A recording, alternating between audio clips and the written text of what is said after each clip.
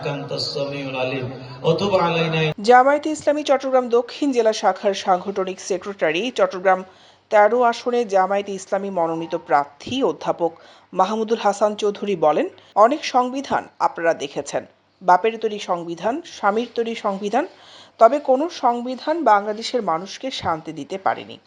এদেশ এবং এদেশের মানুষকে আল্লাহ তাআলা সৃষ্টি করেছেন, তাই জামায়াতে ইসলামী বিশ্বাস করে বাংলাদেশের ভাগ্য উন্নয়নের জন্য আল্লাহ কোরআনকে এই জমিনের সংবিধান বানানো প্রয়োজন।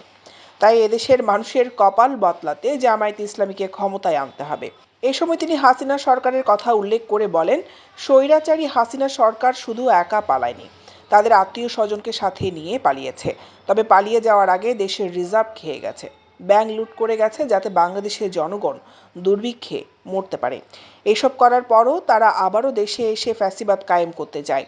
তাদের জেনে রাখা উচিত, এদেশের জনগণের বুকে যতক্ষণ রক্ত আছে, এদেশের জনগণ কখনো তাদের এদেশে পুনর্বাসন হতে দিবে না। শনিবার ২২ মার্চ বাংলাদেশ জামায়াত ইসলামী বারখাইন ইউনিয়ন শাখার উদ্যোগে আয়োজিত ইফতার ও দোয়া মাহফিলে প্রধান অতিথি হিসেবে উপস্থিত হয়ে এসব কথা বলেন তিনি। কেউ আদায় করে সেটা ফরজের সমান হয়ে যায়। যেমনি করে বিদেশে গিয়ে কঠোর পরিশ্রম করলে দেশে এসে সুখ পাওয়া যায়, তেমনি এই রমজানের প্রতিটা মুহূর্ত যদি আমরা আল্লাহ তাআলার জন্য কাটিয়ে দিতে পারি, তাহলে কালকে মরণের পরে জান্নাতে গিয়েও সুখী মানুষ হিসেবে আমরা আল্লাহ তাআলার দরবারে দাঁড়িয়ে যেতে পারবো ইনশাআল্লাহ।